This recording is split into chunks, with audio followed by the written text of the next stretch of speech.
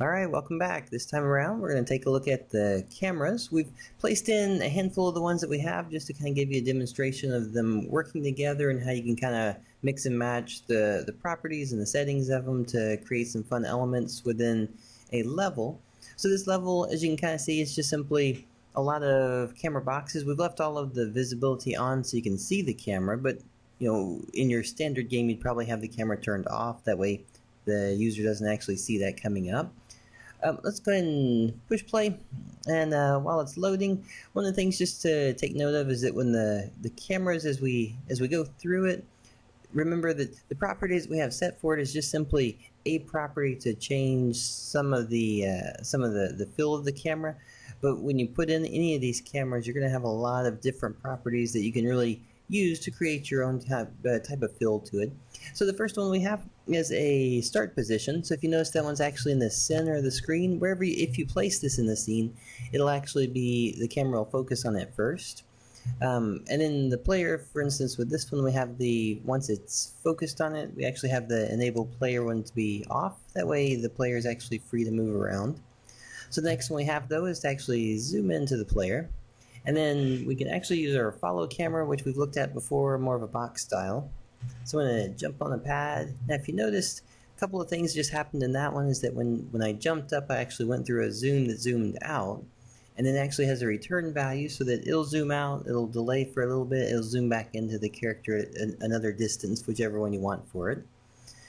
So then we'll go ahead and go in here, we'll zoom in a little bit closer, we'll go to our look around. So now on the look around, what this is going to do is allow us to actually look around inside the scene. However, if you notice, it's only going to be while we're on this one, so when we exit the trigger of it, I won't be able to zoom around anymore, move around inside of that anymore. So we'll go ahead and move back down, we'll drop out of here and zoom out.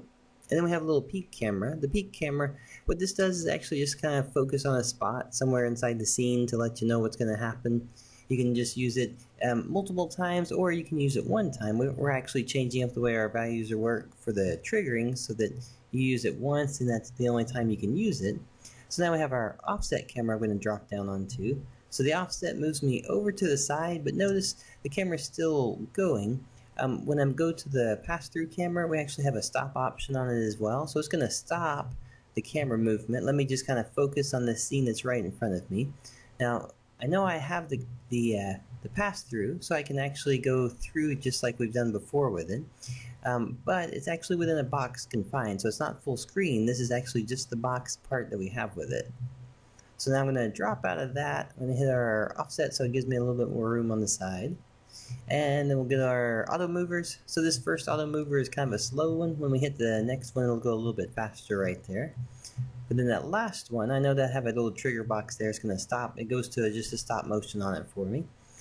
The focus one, so that focus up there, what it does is actually trigger spots, so those orange shapes, and the weapon, it's actually trying to focus in on those shapes. So if they go too far out or they start to go in, they'll actually zoom in and out to make sure that they stay within that range. And it's as long as you're within that trigger object space. So we'll go ahead and grab our weapon. It's going to zoom out a little bit there for us, and then we'll get back to our normal follow camera. Once we have our follow camera, when you know that you're, like we've looked at before, when you know you're going to have a lot of changes on your property, sometimes you want to go ahead and just save the property out. So I'm going to save out my current camera setup, and then we'll go ahead and go to our shake camera, let it shake the screen a little bit there. Alright, and then the next one that we have, this is actually a percentage base. It's going to say within this area, can you try to keep the color blocks and the player within a 50% range. So it's going to try its best just to keep everything within that volume. And then what we'll do, we'll actually leave. So once we get past that the turquoise color, it'll actually get us out of the trigger box. So if you notice, the camera's turned off. So what we want to do now is reload our follow camera. So we'll use our reload. So we're actually reloading it. Now we have we actually have a split screen camera. And the split screen, if you notice up at the top, if you look up to that purplish block, that's going to be where the second camera is going to be focused on. So if we go over here, you'll notice that we have a horizontal split. You can have a vertical split, dynamic split, all those things, change bar colors and all that stuff.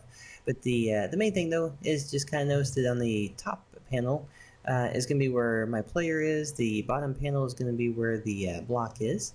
So again, that could be two players running around split screen. It could be an object that you're trying to find. I have a distance set on this one, so if you're within 2 tiles, it'll actually go to one screen. If you're within, if you're further than that, it'll actually go back to that split screen like we have right there. So I'm going to jump on my other tile, which is actually to turn off the split screen mode. And then we could just finish off by going over to our goal. All right, so that's basically going through a handful of the camera types that we have, and just putting them all together within a scene so that you can kind of see how they can play back and forth between each other. All right, thanks for watching.